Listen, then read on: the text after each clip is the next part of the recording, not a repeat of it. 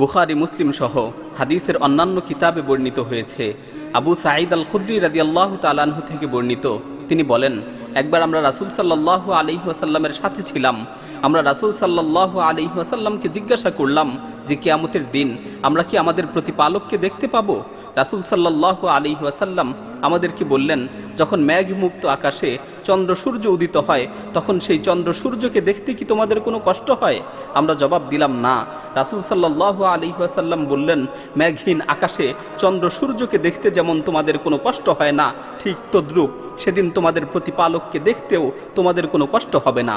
তারপর রাসূল সাল্লাল্লাহু আলাইহি ওয়াসাল্লাম আরও বললেন, কিয়ামতের কঠিন মুহূর্তে একজন ঘোষণাকারী সুউচ্চ কণ্ঠে ঘোষণা দিতে থাকবে, দুনিয়াতে তোমরা যে যার ইবাদত করতে আজকে সে তার সাথে যে একত্রিত হও।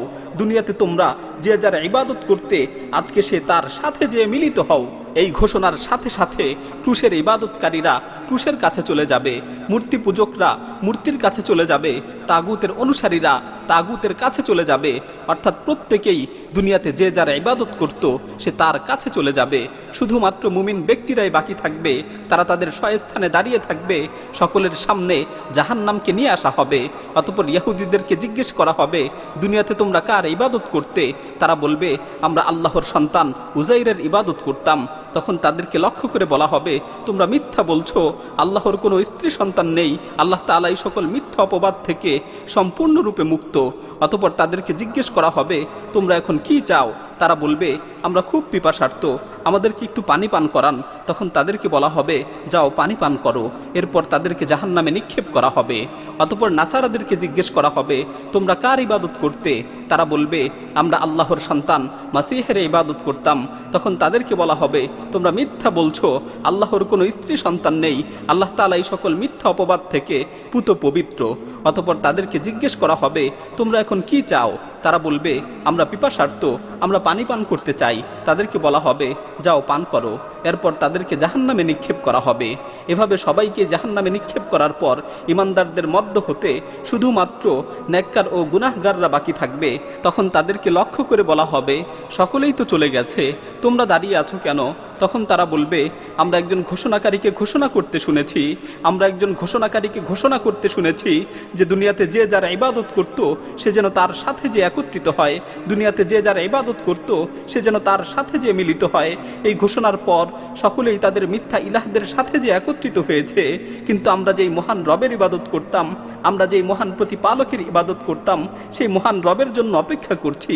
আমরা যেই মহান সত্তার ইবাদত করতাম, সেই মহান সত্তার জন্য অপেক্ষা করছি। হাদিসে বর্ণিত হয়েছে, অতঃপর আল্লাহ তাআলা ভিন্ন এক আকৃতিতে তাদের সামনে এসে উপস্থিত হবেন, যেই আকৃতিতে তারা ইতিপূর্বে আল্লাহ তাআলাকে দেখেনি। তিনি এসে বলবেন, আমি তোমাদের প্রতিপালক। তখন সবাই বলে উঠবে, হ্যাঁ, আপনি আমাদের প্রতিপালক। আল্লাহ তাআলা তাদেরকে জিজ্ঞাসা করবেন, তোমাদের প্রতিপালকের এমন কোনো নিদর্শন আছে কি যেটা দেখে তোমরা তাকে চিনতে পারবে? তখন তারা বলবে, হ্যাঁ, আমরা যদি তার পায়ের গোছা দেখি তাহলে আমরা তাকে চিনতে পারবো। তখন আল্লাহ তাআলা পায়ের গোছা খুলে দিবেন। সকল মুমিনরা আল্লাহর সামনে সিজদায় লুটিয়ে পড়বে। কিন্তু যারা দুনিয়াতে মানুষদের দেখানোর জন্য, মানুষের খ্যাতি অর্জনের জন্য ইবাদত করত, তারা আল্লাহর সামনে সিজদা অবনত হতে পারবে না। তারা সিজদা করতে নিবে, কিন্তু তাদের মেরুদণ্ডের হাড় শক্ত হয়ে যাবে। অতঃপর জাহান্নামের উপর পুলসিরাত স্থাপন করা হবে। আমরা রাসূল সাল্লাল্লাহু আলাইহি ওয়াসাল্লামকে জিজ্ঞাসা করলাম, ইয়া রাসূলুল্লাহ, পুলসিরাত কি জিনিস? রাসূল সাল্লাল্লাহু আলাইহি ওয়াসাল্লাম বললেন, পুলসিরাত হচ্ছে এমন একটি দুর্গম পিচ্ছিল পথ যার থেকে মানুষ জাহান্নামে ছিটকে পড়বে, যার চতুর্পার্শ্বে লোহার বড় বড় আংটা ও বিশাল বিশাল কাঁটা থাকবে। মুমিনদের মধ্য থেকে কেউ কেউ চোখের পলকে পুলসিরাত পার হয়ে যাবে, কেউ বিদ্যুৎ বেগে পার হবে, কেউ প্রবাল হাওয়ার ন্যায় পার হবে, কেউ ঊর্ধ্বশ্বাসে ছুটে চলা ঘোড়ার ন্যায় পার হবে। মুক্তিপ্রাপ্ত বান্দারা সেদিন নিরাপদে পার হয়ে যাবে। আবার অনেকের শরীর জাহান্নামের আগুনে ঝলসে যাবে। সর্বশেষ ব্যক্তিটি কোনো রকম টেনে হেঁচড়ে পুলসিরাত পার হবে।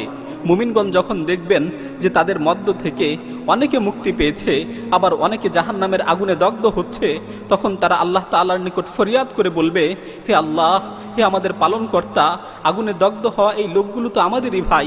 তারা দুনিয়াতে আমাদের সাথে এক কাতারে নামাজ পড়তো, আমাদের সাথে রোজা রাখতো, আমাদের সাথে ইবাদত করত। আজ তারা জাহান্নামের আগুনে দগ্ধ হচ্ছে। তখন আল্লাহ তাআলা বলবেন, যাও যাদের অন্তরে এক দিনার সমপরিমাণ ঈমান আছে তাদেরকে জাহান্নামের আগুন থেকে বের করে নিয়ে আসো, তাদের জন্য আমি জাহান্নামের আগুনকে হারাম করে দিলাম। লোকেরা যাবে, তারা দুনিয়াতে যাদেরকে চিনতো তাদেরকে জাহান্নামের আগুন থেকে বের করে নিয়ে আসবে। তারপর আল্লাহ তাআলা আবারও বলবেন, যাও, যাদের অন্তরে অর্ধ দিনার সমপরিমাণ ঈমান আছে তাদেরকেও জাহান্নামের আগুন থেকে বের করে নিয়ে আসো। লোকেরা যে তাদেরকেও বের করে নিয়ে আসবে। তারপর আল্লাহ তাআলা আবারও বলবেন, যাও, যাদের অন্তরে বিন্দু পরিমাণ ঈমান অবশিষ্ট আছে তাদেরকেও জাহান্নামের আগুন থেকে বের করে নিয়ে আসো। তারপর লোকেরা তাদেরকেও জাহান্নামের আগুন থেকে বের করে নিয়ে আসবে। বর্ণনাকারী আবু সাঈদ আল খুদরি রাদিয়াল্লাহু তাআলা আনহু বলেন, তোমাদের কাছে যদি আমার এই কথাগুলো বিশ্বাস না হয় তাহলে আল্লাহ তাআলার আয়াত তেলাওয়াত করো, ইন্নাল্লাহা লা ইয়াযলিমু মিসকালা যাররাতিন ওয়া ইন তাকু হাসানাতান ইউযাইফহা।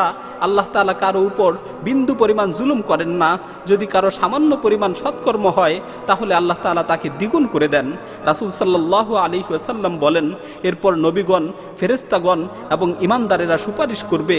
সকলের সুপারিশ যখন শেষ হয়ে যাবে তখন আল্লাহ তাআলা বলবেন, তোমরা সকলেই তো সুপারিশ করলে, এবার আমার সুপারিশের পালা। কথা বলে তিনি মুষ্টি ভরে জাহান্নাম থেকে এমন কিছু মানুষকে বের করে নিয়ে আসবেন যারা আগুনে জ্বলে পুড়ে কয়লায় পরিণত হয়ে গিয়েছে। তারপর তাদেরকে জান্নাতের সামনে অবস্থিত হায়াত নামক নদীতে গোসল করাবেন। গোসলের পর তারা আবারও সুঠাম দেহের অধিকারী হয়ে যাবে। তাদের শরীরে সিলমোহর মেরে দেয়া হবে, তারা জান্নাতে প্রবেশ করবে। জান্নাতবাসীরা বলবে, হা উলাই উতাকাউর রহমান, এরা হচ্ছে আল্লাহর আজাদকৃত বান্দা যাদেরকে আল্লাহ তাআলা নিজ অনুগ্রহে কোনো ধরনের নেক আমল ছাড়া জান্নাতে প্রবেশ করিয়েছেন। অতঃপর তাদেরকে বলা হবে, জান্নাতে তোমরা যা দেখছো এগুলো তোমাদের জন্য এবং এর সাথে তোমাদেরকে আরো সমপরিমাণ দেয়া হলো। আবু হুরায়রা রাদিয়াল্লাহু তাআলা আনহু থেকে বর্ণিত অপর এক হাদিস এসেছে, আল্লাহ তাআলা যখন বান্দাদের মাঝে সকল বিচার ফায়সালা শেষ করবেন এবং জাহান্নাম থেকে যাদেরকে মুক্তি দেয়ার তাদেরকে মুক্তি দিবেন, তখন ফেরেশতাদেরকে বলবেন, দুনিয়াতে যারা লা ইলাহা ইল্লাল্লাহের স্বীকৃতি দিত তাদের সকলকে জাহান্নাম থেকে বের করে নিয়ে আসো। ফেরেশতারা তাদের চেহারায় সিজদার নিদর্শনগুলো দেখে দেখে তাদেরকে জাহান্নাম থেকে বের করে নিয়ে আসবেন। জাহান্নামের আগুনে তাদের সমস্ত শরীর পুড়ে যাবে, শুধুমাত্র সিজদার স্থানগুলো সুরক্ষিত থাকবে। এরপর তাদেরকে আবে হায়াতের পানি দিয়ে গোসল করানো হবে, তারা পুনরায় সুঠাম দেহের অধিকারী হয়ে যাবে। পরিশেষে তাদের মধ্য থেকে একজন জাহান্নামে উপর হয়ে পড়ে থাকবে। জাহান্নামীদের মধ্য হতে সে হচ্ছে সর্বশেষ জান্নাতে প্রবেশকারী। সে আর্তনাদ করে বলবে, হে আমার রব, হে আমার পালনকর্তা, আমার চেহারাটাকে জাহান্নামের দিক থেকে একটু অন্যদিকে ঘুরিয়ে দিন, কেননা জাহান্নামের উত্তপ্ত হাওয়া আমাকে অস্থির করে তুলছে, আমার চেহারাটাকে ঝলসে দিচ্ছে। সে বারবার এই প্রার্থনা করতে থাকবে। তখন আল্লাহ তাআলা বলবেন, আমি যদি তোমার চেহারাটাকে জাহান্নামের দিক থেকে ঘুরিয়ে দেই তাহলে এরপর তুমি আমার কাছে আর কিছুই চাইবে না তো? সে বলবে, হে আল্লাহ, আপনার ইজ্জতের কসম করে বলছি এরপর আর কিছুই চাইব না। অতঃপর আল্লাহ তাআলা তার চেহারাকে জাহান্নামের দিক থেকে ঘুরিয়ে দিবেন। সে কিছুক্ষণ চুপ থাকবে, তারপর সে আবারও বলবে, হে আল্লাহ, আমাকে যদি জান্নাতের দরজার কাছাকাছি একটু অবস্থান করতে দিতেন। আল্লাহ তাআলা তখন তাকে লক্ষ্য করে বলবেন, তুমি না আমার সাথে প্রতিজ্ঞা করেছিলে, তুমি না আমার সাথে অঙ্গীকার করেছিলে যে তুমি আর কিছুই চাইবে না? ধ্বংস তোমার জন্য হে আদম সন্তান, তুমি কতই না প্রতিশ্রুতি ভঙ্গকারী। তারপর আল্লাহ তাআলা বলবেন, আমি যদি তোমাকে এটা দেই এরপর আর কিছু চাইবে না তো? সে বলবে, আপনার ইজ্জতের কসম করে বলছি। সে বলবে, আপনার ইজ্জতের কসম করে বলছি এরপর আর কিছুই চাইব না। অতঃপর আল্লাহ তাআলা এই ওয়াদার ভিত্তিতে তাকে জান্নাতের দরজার কাছাকাছি অবস্থান করতে দিবেন। সে কিছু সময় চুপ থাকবে। অতঃপর যখন জান্নাতের অভ্যন্তরীণ মনোরম দৃশ্য দেখবে, জান্নাতের আরাম আয়েশ দেখবে, তখন সে আবারও প্রার্থনা করে বলবে, হে আল্লাহ, আপনি যদি অনুগ্রহ করে আমাকে জান্নাতে প্রবেশ করিয়ে দিতেন। তখন আল্লাহ তাআলা বলবেন, তুমি না আমার সাথে প্রতিজ্ঞা করেছিলে যে তুমি আমার কাছে আর কিছুই চাইবে না? সর্বনাশ তোমার জন্য হে আদম সন্তান, তুমি কতই না প্রতিশ্রুতি ভঙ্গকারী। তখন সে বলবে, হে আল্লাহ, আমি আপনার সৃষ্টিকুলের মধ্যে সবচেয়ে নিকৃষ্ট হতে চাই না। এভাবে সে প্রার্থনা করতে থাকবে। আল্লাহ তাআলা তার এই অবস্থা দেখে তার দিকে তাকিয়ে হেসে দিবেন এবং হেসে হেসে নির্দেশ দিবেন, যাও, তুমি জান্নাতে প্রবেশ করো। যখন সে জান্নাতে প্রবেশ করবে তখন আল্লাহ তাআলা তাকে জিজ্ঞেস করবেন, তুমি আর কি চাও? সে একের পর এক চাইতে থাকবে। আল্লাহ তাআলাও তাকে দিতে থাকবেন। এক সময় তার চাওয়ার পরিধি শেষ হয়ে যাবে, সে চাওয়ার মতো আর কোনো কিছুই খুঁজে পাবে না। তখন আল্লাহ তাআলা তাকে মনে করিয়ে দিবেন যে তুমি এটা চাও, ওটা চাও। যখন তার চাওয়া পাওয়ার সকল আকাঙ্ক্ষা শেষ হয়ে যাবে তখন আল্লাহ তাআলা তাকে বলবেন, তোমাকে এগুলো সব দেয়া হলো এবং এর সাথে আরো 10 গুণ বাড়িয়ে দেয়া হলো।